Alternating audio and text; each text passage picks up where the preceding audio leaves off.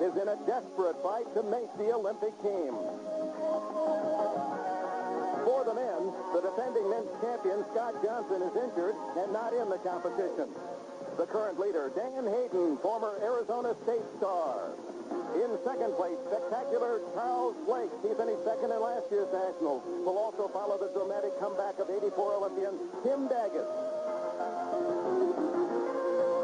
It's the best in U.S. gymnastics, fighting for national prestige and a trip to the Seoul Olympics.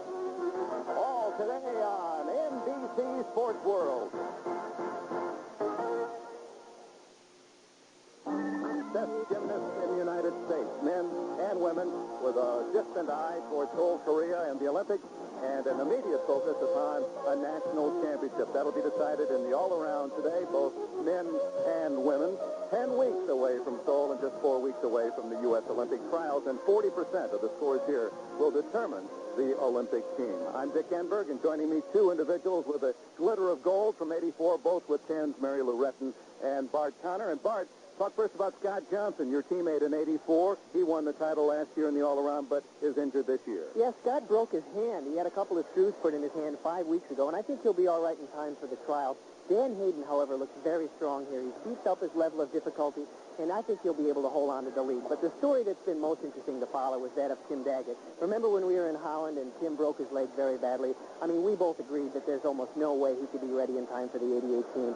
Well, he surprised a lot of people, including himself. He looks very good here, and it'll be interesting to see how well he can do in the optionals today, because those, of course, are more demanding on his leg.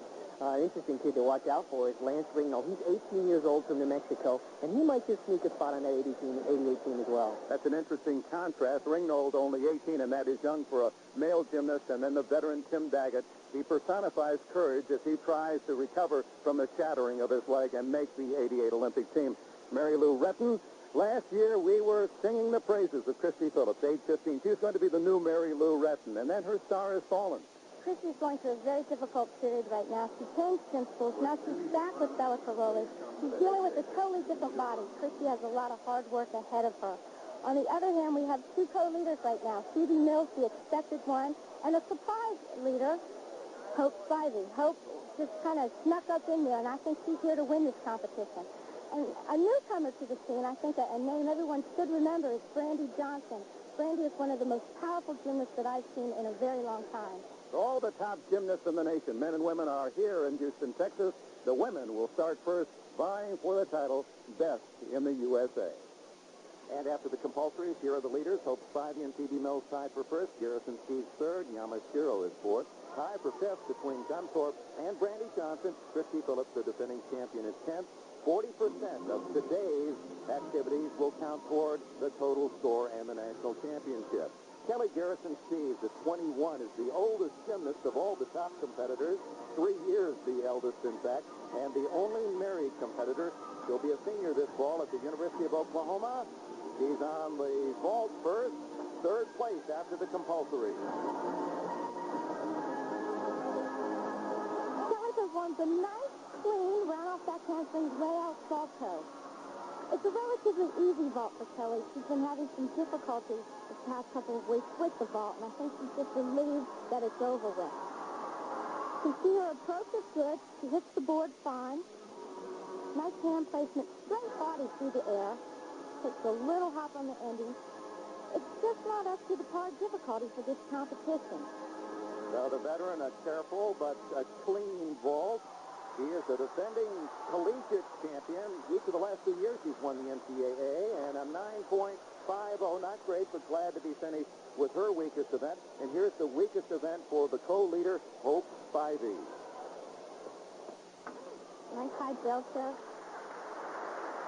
Hope works bars well, but she has a little bit form break. You can watch her feet come apart. Here they go again. Half in, half out, just not, a little low. So not a good way to start for Hope Spivey, the 16-year-old from Allentown, Pennsylvania. Works for the Parkettes, Bill and Donna Strauss. She's very strong, but as you can see, her legs come apart quite often. She just opens up a little soon on that dismount and causes her to take 2 big steps, 1/10 each.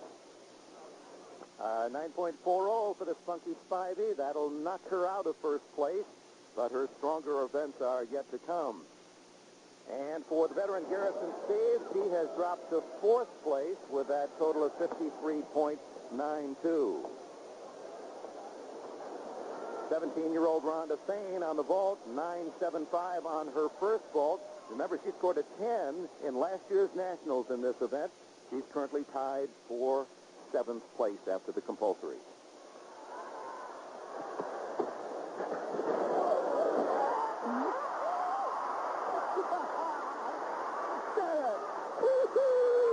That was a good one. Good one. Well, he jumped about as high as the vault as he completed that, sticking that vault, so that should improve the 9.75, taking the better of the two. Rhonda knew what she had to do, and she did it. What a solid landing. Little separation in the leg. She does separate them, but she gets them back together. And the judges scored a perfect 10 for Rhonda Thane. She repeats last year's perfect vault.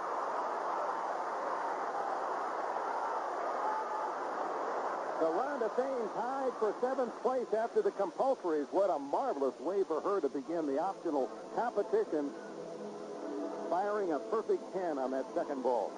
Psychologically, she is pumped now. Christy Phillips on the floor exercise. Starting out with the full-in back somersault in the tight position was a little low, but that's something different.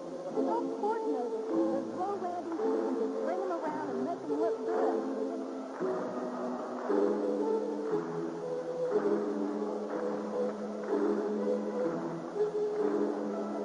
Chrissy's personality is something that she can work with the crowd. And as you can notice, her floor music is something that gets the crowd involved. You can clap to it. And Bella specifically picked that music for Chrissy. Well, at 16, her biological clock has changed. A young woman now, taller, heavier, as you mentioned.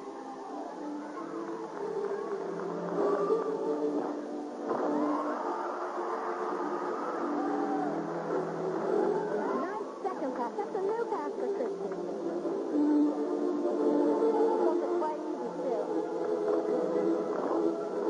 Dealing with a totally new body. Similar to the same thing that Tracy Calavera went through years back.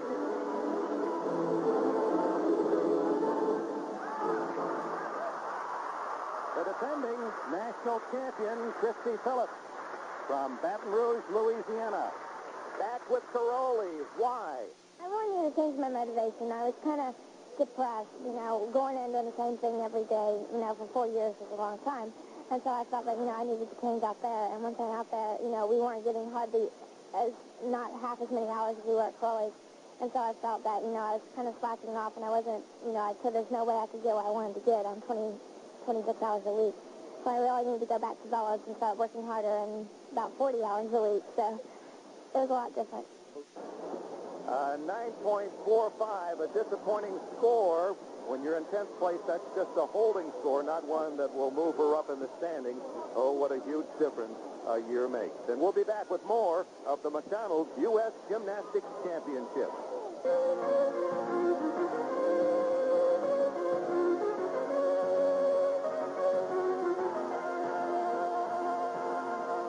On the road to Seoul, Dick Enberg with Bart Conner and Mary Lou Retton. The summit in Houston, some 11,000 fans for the McDonald's U.S. Gymnastics Championship. On the vault, T.V. Mills, co-leader with Hope Spivey entering this optional round. They feel that she is the star of the future, a determined 15-year-old from Northfield, Illinois, one of the many in the camp of Bella Caroli. Intense and focused is the way Caroli describes this young woman.